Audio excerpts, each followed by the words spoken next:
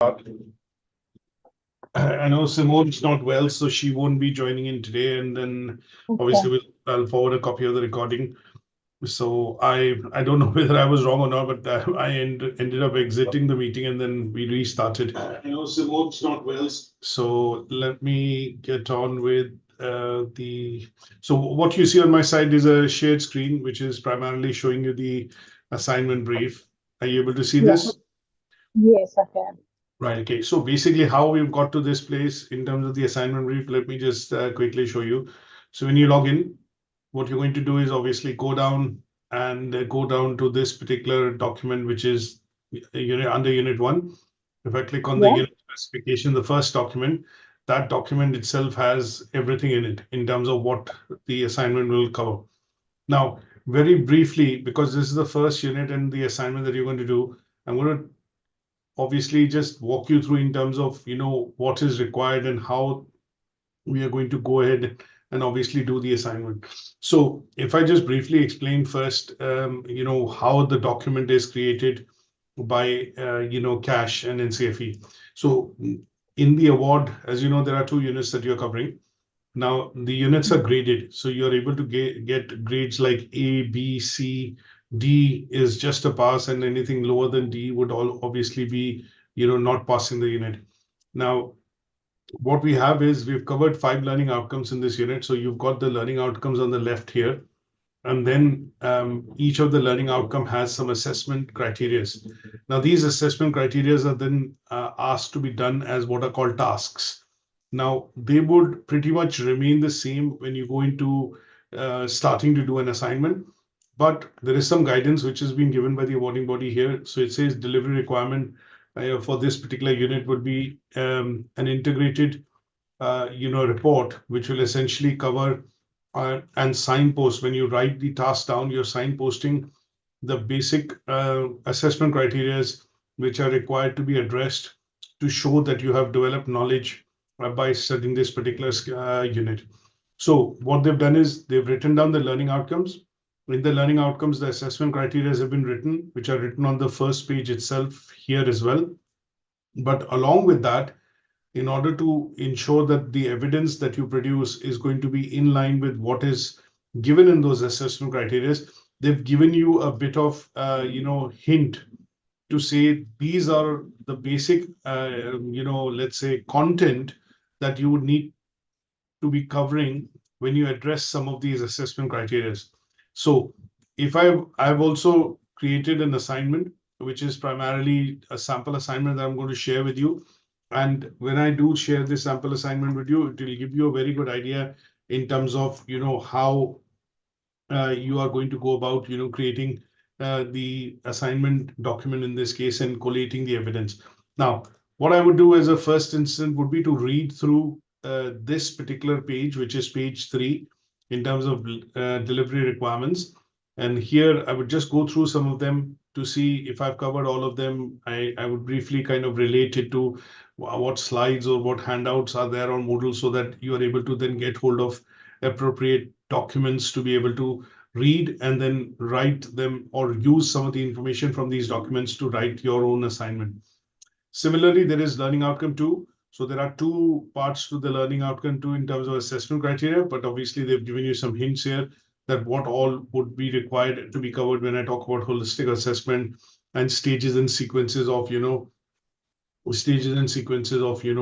assessment criteria. Then we've got 2.3, which is pretty much the same. And then we have learning outcome 3, similar parts which are being given. And then you have learning outcome 4, which also has similar, tasks, assessment criteria given, and what evidence is required is given underneath that. Similarly, for learning outcome 1, there's one assessment criteria. And because this part is repetitive, in the sense that we need to look at planning of opportunities here. So what we would need to do is obviously relate to the theory that we've covered in learning outcome 4, but put in 1 or 2 practical activities that we think are good or are going to be something that we've used in terms of our work. As far as so for those practical activities, do I give 1 or 2 per sort of age group, or just under each heading, Not or is it not each the group. two activities? Yeah, you don't need to cover each group. It'll just be one activity that you are able to document, which will primarily show that, okay, this is the activity which has been done, or, this is the age group I've chosen, and that's the activity that I've done. Okay, thank you. Is that okay? So I have got some examples, one or two, which I would also show you in terms of activities. They can be, used as a bit of a sampler, but at the end of the day, what you're looking at doing at some stage would be, to use or maybe bring in some of the, let's say, activities that you actually have used at your place of work. And in some cases, I'll give you one or two websites through which you'll be able to, look at some of those activities, because there are 2 or 3 sites for early years practitioners, EYFS, and these websites essentially have lots of activities on them, which you can actually pick up, customize, and obviously, then use it for the purposes of your assignment. One such site is Twinkle, that I also look at. And then the other one typically is the .gov website, wherein obviously there are lots of workbooks, posters, and charts and other bits given, which would allow you to essentially look at, cleaning into some of these activities. Now, if we look at in terms of how we will go about, and obviously then look at, doing the assignment, I'm going to show you in terms of how this will be created.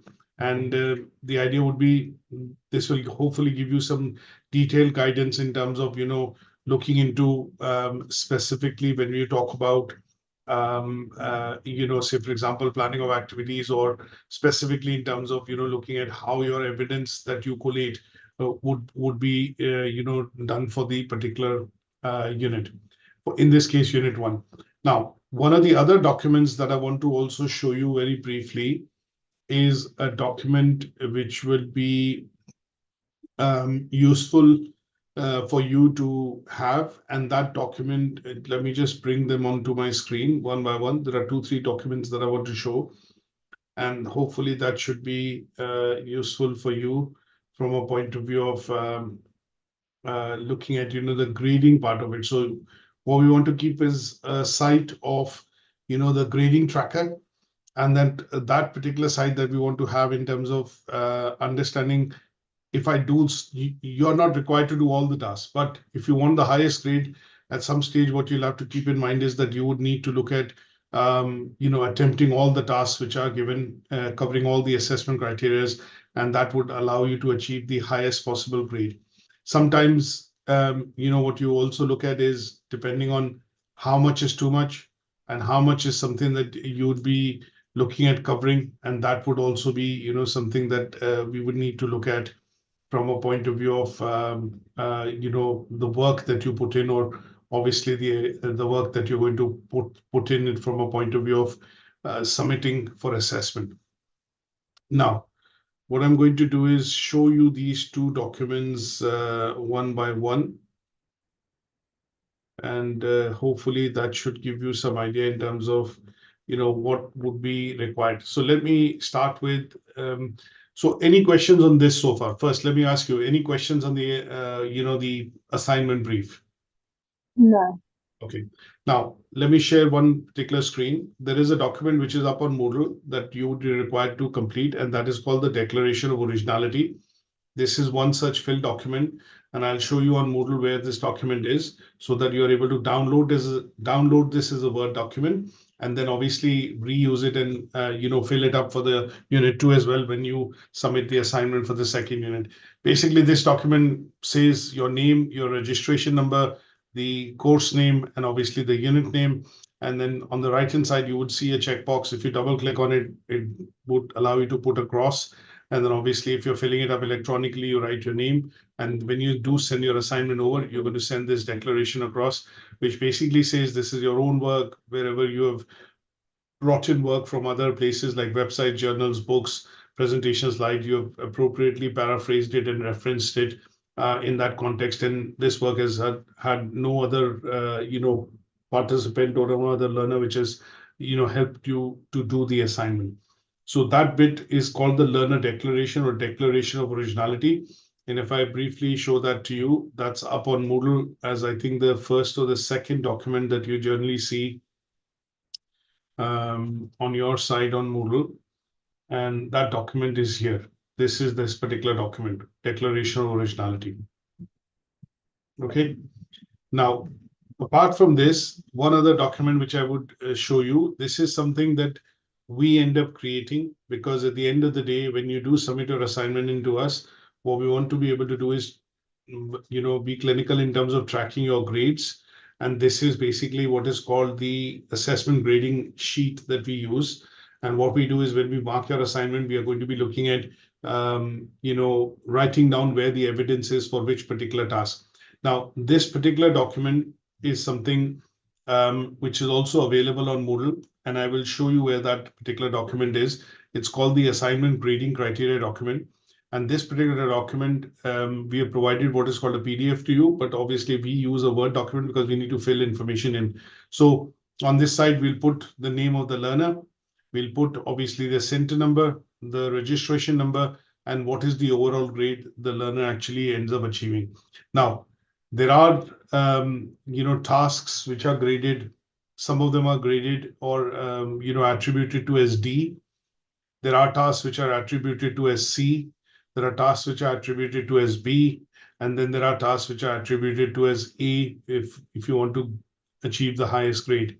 Now, what you're going to see is that the tasks are generally coming up as D tasks because they would be the base minimum tasks that you have to do in order to be able to achieve this particular unit. So D tasks are essentially tasks that you have to attempt because they would generally be consisting of things like identify, explain, describe, and they would not have complex order command verbs because they would be descriptive in nature, essentially for you to be able to complete. So these tasks which are related to assessment criteria. So if you see, this is AC, and this is the grading criteria here. So your ACs that you do in the assignment and the assignment brief would essentially be related to some sort of grades in the background. So 1.1 is D1, then 1.3 is D2, which means there are 5 opportunities for you to be able to pass this unit. And in order to pass this unit or achieve at least a D grade, you are required to do 1.1, 1.3, 2.1, 2.2, and 5.1. They will essentially allow your work to be graded as a pass. Now, if you go over pass, then you are also doing D1 to D5, but you're also doing C1 and C2 and C3. This will move your grade to a C grade of the assignment. And these tasks are related to assessment criteria 1.2, 4.1, 2.3. Now, if you're going to B grade overall, you would need to look at attempting tasks which are assessment criteria 3.1, 3.2. And then if you're looking at an A grade, then obviously you're attempting pretty much everything which is given on the assignment brief. So the grading criteria is quite clinical from NCFE's and cash point of view. And what they look at is, depending on what assessment criteria and tasks you're covering in detail, they would qualify you for a particular grade. Now, our job, obviously, when we assess would be to try and put page numbers. Where do I see this evidence? Where do I see this evidence? And what I'm going to do is use this as a bit of a tracking sheet to ensure that if the grade has been achieved, there is no error or no way that this can be overlooked. And as long as the task has, as long as the report that you submit has the evidence, meets the task and the assessment criteria, you should be able to hit that grade. Is that okay? Is that bit clear? Any questions? Yes, that's perfect. Thank you. No, that's actually fine. I've kind of started it already, so I think I'm going to attempt all of them. That's great. Now, this particular document on Moodle, if you see, is essentially present here, which let me just quickly show you. So when you're back on Moodle, this is the assessment grading criteria here, which is the second last document in Unit 1. So if I press this and open it up, what you're going to see is basically the same document that I've shown you, but in a Word format. So it has the ACs and the grades, and that is where you're looking at essentially, completing and obviously achieving this. And then it has been explained in the back how the grades are totaled up and what you achieve as an overall grade. Now, after having shown this, what I would want to do is basically go into the actual assignment brief.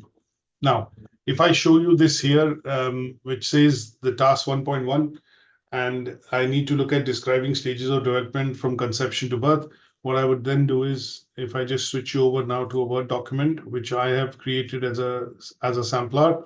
So what I've done here is, as you can see, I have started a Word document.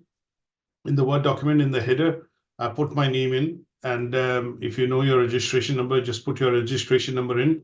And what I've done apart from this is in the footer, I've gone in and obviously inserted a page number, just to make sure that, because obviously some of these assessments will go into multiple pages, what I would want to do is submit a structured report.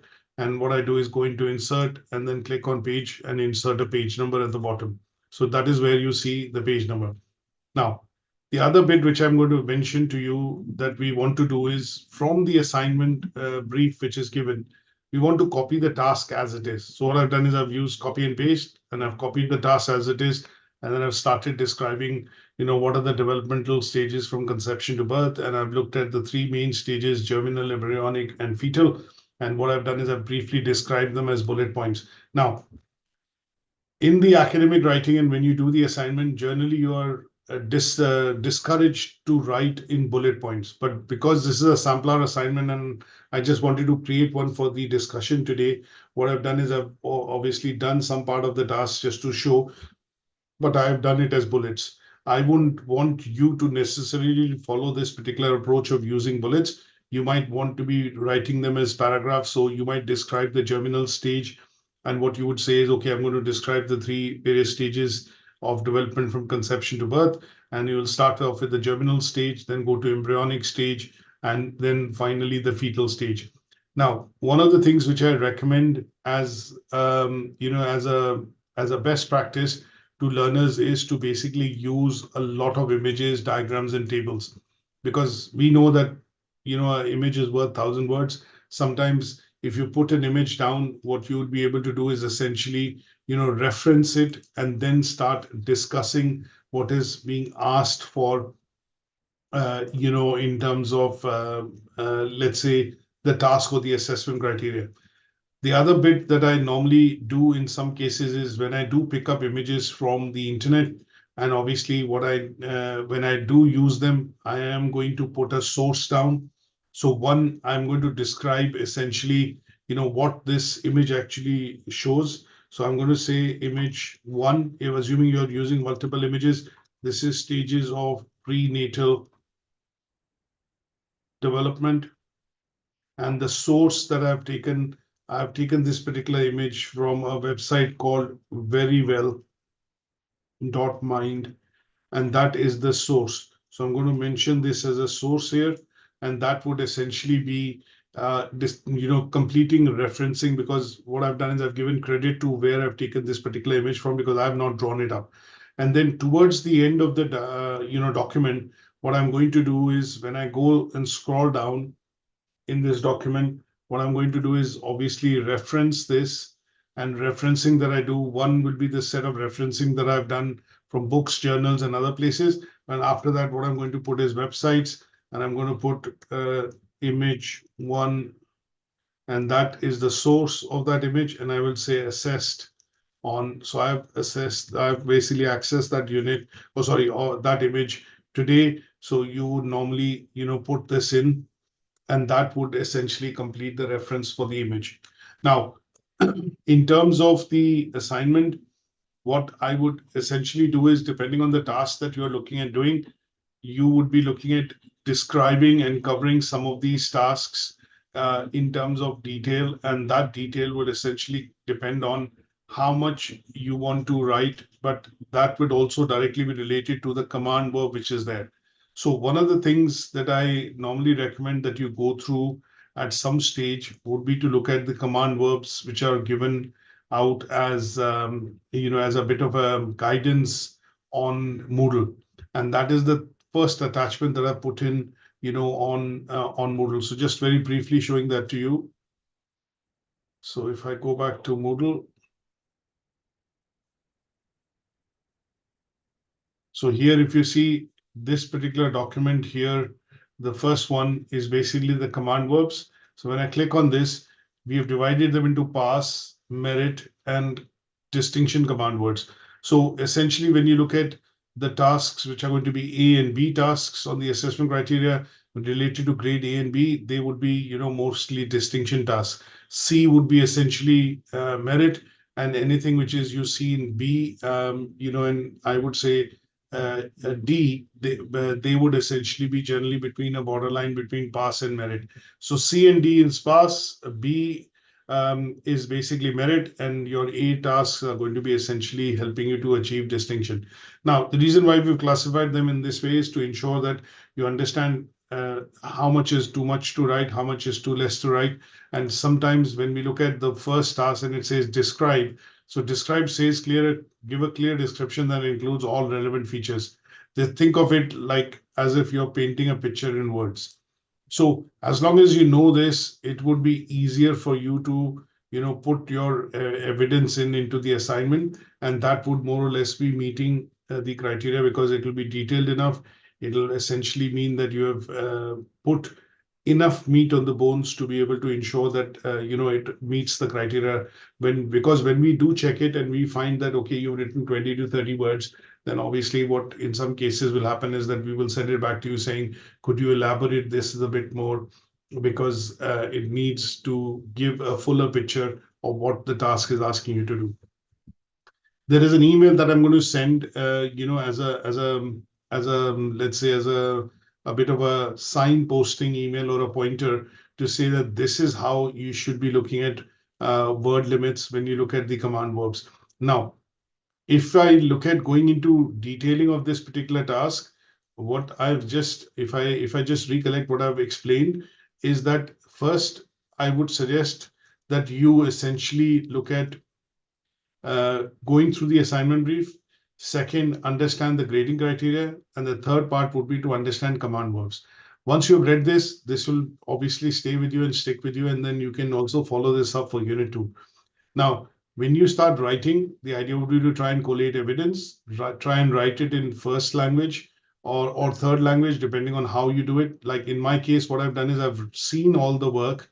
I've gleaned it from certain websites, but what I've done now is I've written it in my own words. And as you see in my writing and paraphrasing, that I've read something and I've written it down in my own words. I have not used any in-text referencing. That means there is no referencing in between some of the text because it has been used, or I've gleaned this stuff from a website or a source, and I've written this then in my own words by paraphrasing it. So what I do at the end of the document, if I just take you briefly there, is actually what I have here is I should not be writing references. What I should do is write a word called bibliography. And the reason I want to write the word bibliography is that these are the places I've looked at for the information. But then what I've done by looking at the places, I have read the information and then I've paraphrased it and I've written it in my own context without altering the meaning of that information or changing the meaning of that information. Now, bibliography tends to represent what is called the sources from which the work has been taken. That is why we use the word bibliography. So bibliography is the sources that you have used to be able to write this assignment. References would be the the actual context that you have taken, like a definition, for example, or a diagram, or any sort of a theoretical framework that you have taken. And in those cases, what you've done is you've taken them as it is, because you can't paraphrase, you can't change the meaning. It will change the meaning if you start paraphrasing. And in those cases, you are using the word and the context as it is, and that is where you'll put references. So after writing the task down, you're going to essentially explain the task and cover it in a bit of detail, depending on what the command verb is. Now, if I go into the second task, it talks about explain, and explain to me is setting out the meaning of something which has been asked in detail with reasons. So it is slightly more difficult than describing, because here you're not listing down things, but you're also including an example to show what actually exactly it means. So if I look at this particular task, it talks about explain routine checks carried out during antenatal care, postnatal care, and the first years of life. What I've done then is that I've covered some of these terms, I've broken them down, I've explained each of these terms and what goes and what happens within these stages. So when I look at antenatal stage, I would, look at things like preconception screening, first trimester screening. I would look at, second trimester, third trimester, that completes the 9 months or the 36 weeks. Then I talk about routine antenatal care, which tends to happen. And then that allows me to cover some of the major terms which I've covered here. Now, because it is only asking me to explain, I can't write a thesis. So explain would mean I'm writing about 75 to 125 words, depending on how you want to cover the information. So the first part I've done is a bit of a small paragraph saying there are several types of, routine checks which are carried out at the 3 different stages. And these routine checks would include these things, depending on what it is being done for. So I have grouped them into some bullet points and paragraphs, and that would allow you to cover this particular task. Now, similarly, you go to task 3, which is describe. Again, you're describing all the relevant features or parts of the development of a baby, because the key task is, if I delete this word describe just for a minute, and then it says factors that may impact upon the development of baby. So what I would need to do is basically cover factors. And in some cases, if I delete this word factors, what you're going to see is that it talks about I can't make a head and tail in terms of what it is asking me to do. So when I look at the keywords, development of baby and describe factors tend to be the key words that are going to tell me what are the things that I need to cover in this particular task. So development of the baby, which is from preconception onwards to birth, is what I need to cover.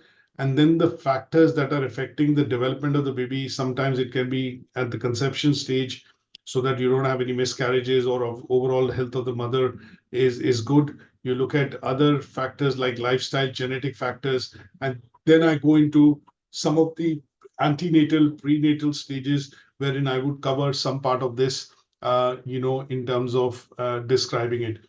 Now, one of the things that you would notice in the tasks is that there is a bit of repetition which tends to happen. So what my suggestion would be, because it talks about development stages of baby, and in the first part also, if you look at, it talks about development stages. So if you do cover them in a bit of detail, my suggestion would be to cross-reference this and build on to by mentioning that I've covered the developmental stages in task 1.1, and I'm going to explain and conclude why it is important at this stage. And that conclusion is what you can include. So in my case, what I've done is I've written these stages again, first, second, and third trimester, but I would basically just refer to, say, the early stage of pregnancy. I have covered the early stage of pregnancy as first, second, and third trimester in my task 1.1. And then you go on to starting with environmental exposures, which is something different, or any other point that you want to include, and then conclude the task. Is that okay? Yes, that's good. Thank you. Now, this sample that I've done as an assignment, I will provide, but I have gone ahead religiously to follow through on everything which has been given as cheat notes after the assessment criteria and the assignment brief. So if I take you back for a second to the assignment brief, what you're going to see in the assignment brief is that in the learning outcomes and the assessment criteria which are given, what it is asking you to look at and do is basically, cover what you call these tasks, 1, 2, 3. But it says learners must know about. Now, the moment it says must know about means you are obviously going to cover 1 or 2 or 3 bullet points specifically because they're related to the assessment criteria. But some of the other bits here are not required to be covered, simply because this is a D1 task and is only meeting a pass criteria. But should you wish to do so, then you would need to obviously write them up separately, and they can be used to cross-reference some of the other assessment criteria wherein this content is repeated. So things like risks or health checks which happen during pregnancy, those would be covered in some other tasks as well. When we talk about development of child from a point of view of physical development, or at the stage wherein the birth happens, some part of these then can be cross-referenced. So you might have to exercise a bit of caution essentially here to see how much you want to cover in terms of when it mentions this guidance, which is learners must also know. And that would dictate the amount of work that you compile in terms of and write in terms of the report that you are submitting for your assignment. Is that okay? Yes, thank you. So in my context, what I've done is, because I've created a sample here, I've gone ahead and I've looked at each of these, like risks to mother during pregnancy. I've looked at health checks which happen, with the baby after birth. Then I've also looked at, healthcare professionals which are involved in terms of, after the child is born, what vital signs or what is their role in terms of, helping out in terms of ensuring that proper care is provided to both the mother and the child. And then I've gone into talking about, their roles in particular, which are directly related to helping in delivery of the baby. And then towards the end, I've also talked about some routine checks which can be carried out, during antenatal care. Now, these parts are one, I've done it because for me, this is the document that I use for teaching, because I've created this document, and what I would want it to happen is have this very detailed, so that when I've delivered some of the lectures, I've used my notes here that I've created to be able to, teach the details which are required for you to understand the assessment criteria. But some part of these can be done away with. One, in terms of coverage not required. And second, if you do feel that you want to do this particular coverage, then some part of it would be cross-referenceable depending on which task that you're doing, in unit 1, in unit 2. And obviously, in your case, if you do decide to go further, as we have discussed, then some part of this work would also be cross-referenceable into other units at a later stage. Is that okay? Now, this particular assignment as a sampler that I've done, or the one that I use primarily for teaching, is about 8,000 words. And if you were to submit this and obviously include images, reference it, then it'll be allowing you to achieve the A grade, in your unit. Is that okay? Yes, thanks. Good stuff. So that bit is how you would go about doing the assignment. It is primarily a Word document. There is no requirement to make a PowerPoint presentation or anything like that. You have to submit this at the end of the day. I think the only bit which I would exercise caution when I do mention this to you is because of the fact that when you do look at the document, sometimes if you're writing and gleaning and obviously copying stuff, it'll start to increase your similarity, and that is where the word limits are important. I think the other bit that you also want to conversely understand is that when universities put a word limit on assignments of 3,500 to 4,500 words, or 4,500 to 5,000 words, is primarily to restrict the learners from writing too much. Second, to also veer them away from similarity, because up to 20% of the work can be similar, but anything more than that would border into what is called plagiarism. So again, word limits are going to be, useful from a point of view of the context of writing, how much is too much to write. And the idea is also to try and stay, get you away from the aspect of plagiarism while doing the assignment. Now, these are some of the activity sheets which some learners have submitted in their actual assignments, which talk about physical activity, and they've specified the age range. And this is something which was one of your questions that you asked initially when we started, that, do you need to present activities in all the age groups? No, you wouldn't need to present the activities in all the age groups. This will be depending on which age group you feel you're comfortable with or have worked with. Maybe 1 or 2 such physical activities can be actually described, and they would be good enough for the purposes of meeting the criteria. Now, there are a couple of these activity sheets which I'm going to share up on Moodle in a day or so, and these activity sheets will be blank, but you would be able to say, like, I think in your case, because you have some work experience, but in the case of Simone, for example, because she hasn't worked within the setting that often or for those many years, I think it'll be useful for some learners in this case to use some of these to contextualize it and own from a point of view of how they would plan and run some of these activities when it comes to assessment criteria, 4 and 5. Is that okay? So this is something which I would also make available Yes. primarily on Moodle. I think I've got 3 or 4 of such sheets, which are predominantly, I think, physical activity. I've got one sample of physical, one for social and emotional, one for cognitive, and I think I've got one which is predominantly, the speech, language, and communication. Okay, so those will be then for the final question. I think it was question 5, wasn't it? Come again, sorry on that, Kate. Sorry, I didn't get you. So these activities the sheet that you just showed me, that's what we would then submit for, I think it was learning outcome 5, understand how to plan opportunities. That is correct, yes. Yes. Okay. Absolutely, yes. They would be generally applicable to your learning outcome 4 and 5, because in 4, what we are looking at is understanding the role of the practitioner. And in learning outcome 5, we are basically looking at planning opportunities, which you would plan to conduct or carry out when you are amongst children or when you're in your particular role at your place of work. So predominantly related to, I would say, learning outcome 5. Okay, and should they be included under those sections like this, or do we send them in as separate sheets? You can include them as an annexure or as a document within the main document itself.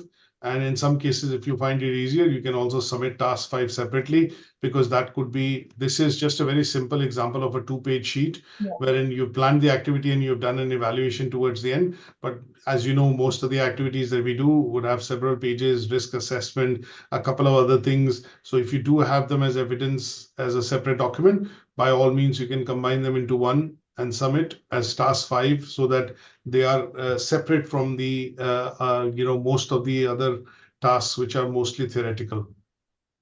Okay. Is that okay? Good stuff.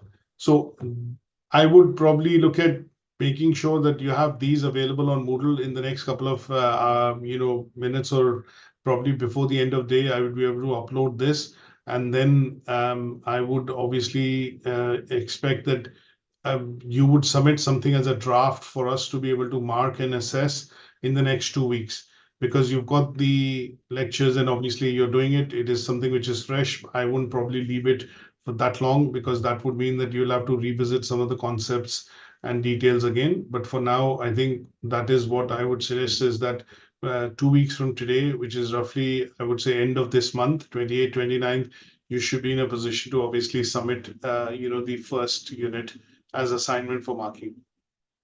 Okay, brilliant. Okay, and then what I'm going to do is, I think we are going to continue with our sessions, which is from next week. And what they are going to do is, I'll probably say next week is half term. So until I can't do next week. Yeah. So what I would do is, I would not do any session next week, but we'll send you a schedule for sessions starting on 20th onwards, which is Tuesday, Wednesday. 20th onwards, February, 21st February. So you would have at least, with kids being home, and obviously if you have spent some time wanting to write the assignment, I think it'll give you that time required to be able to then start the second unit. Yeah, that's perfect. Okay, good stuff. Over the weekend, what I will do is I will also update some of the content part of it for Unit 1 that I've done, and some part of the presentations which I'm augmenting right now using my handout that I've shown you. So they would become slightly more detailed.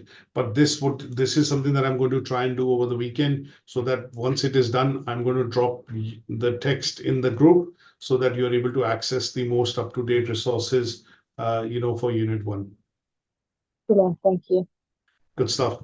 Thanks for joining today, and then I will see you the week after. Brilliant, thanks so much. Take care.